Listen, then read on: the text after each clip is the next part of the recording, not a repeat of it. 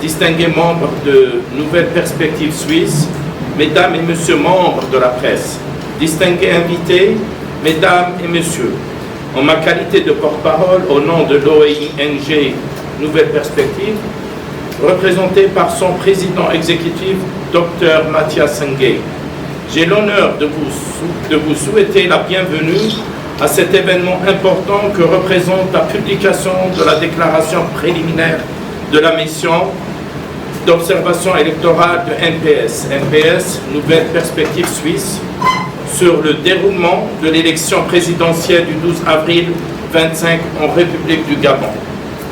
La mission compte au total 33 observateurs issus de 11 pays, à savoir la Suisse, le Cameroun, le Tchad, la Guinée, le Burundi, le Bénin, le Luxembourg, la France, le Congo, la Côte d'Ivoire et le Ghana.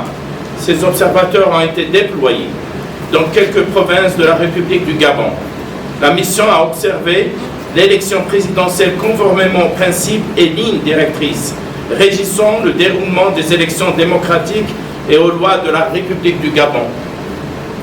Dans le cadre de son mandat, la mission a rencontré les parties prenantes au Gabon, notamment les organes d'administration des élections, à savoir la commission électorale, le gouvernement du Gabon par le biais du ministère de l'Intérieur, de la Sécurité et la société civile aussi. Le présent rapport préliminaire couvre l'observation effectuée par la mission du processus électoral, la journée du vote et le décompte. Et par la suite, le rapport final couvrira nos observations sur les processus post-électoraux, y compris la gestion et l'annonce des résultats. Nous rappelons un tout petit peu le contexte. Après les 18 mois de transition ensuite, au coup de libération, le gouvernement gabonais a décidé de rétablir l'ordre constitutionnel. Pour y parvenir, le gouvernement de la transition a décidé de faire intervenir le peuple par des consultations populaires qui ont abouti au référendum constitutionnel gabonais du 16 novembre 2024, afin de permettre à la population du Gabon de se prononcer sur l'adoption d'une nouvelle constitution par voie référendaire. Le jour du vote, près de 920 000 électeurs convoqués dans les urnes ont massivement effectué le déplacement afin d'exprimer leur vote. Le taux de participation dépasserait les 87%, contrairement à celui du référendum du 16 novembre 2024. Dans la quasi-totalité des centres, le vote s'est déroulé dans le calme. La plupart des bureaux de vote ont ouvert dès 7 heures du matin et ont commencé à dépouiller les résultats à partir de 18 heures. Donc nos observations spécifiques par rapport à la préparation du scrutin. Quant au matériel électoral, nous avons constaté dans l'ensemble des centres visités que le matériel électoral présent était complet. Toutefois, dans un seul bureau de vote visité, nous avons constaté que l'encre n'était pas indélébile.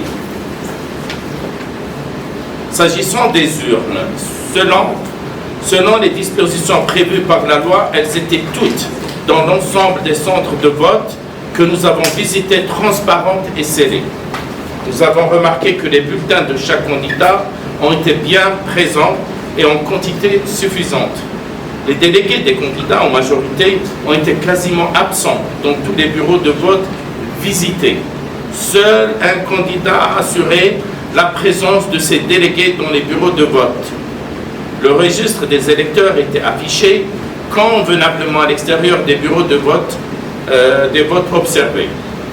Dans les bureaux de vote, l'ambiance était généralement calme et conviviale entre les 10 membres. Une bonne sécurité régnait en présence des forces de l'ordre aux abords et à l'intérieur des centres de vote.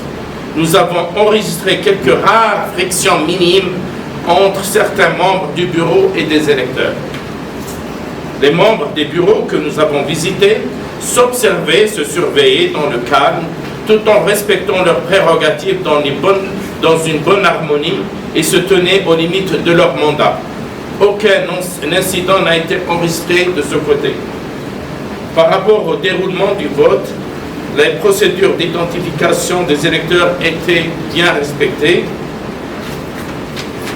Il n'y a eu aucune intimidation ou pression vis-à-vis des électeurs. Les votes se sont déroulés dans le calme et chaque électeur a voté en toute âme et conscience avec une liberté d'action. Par rapport à l'accessibilité au bureau, la plupart des bureaux de vote étaient situés dans des établissements scolaires dont les étages supérieurs étaient difficiles d'accès aux personnes à mobilité réduite, aux femmes enceintes ou des personnes d'âge avancé.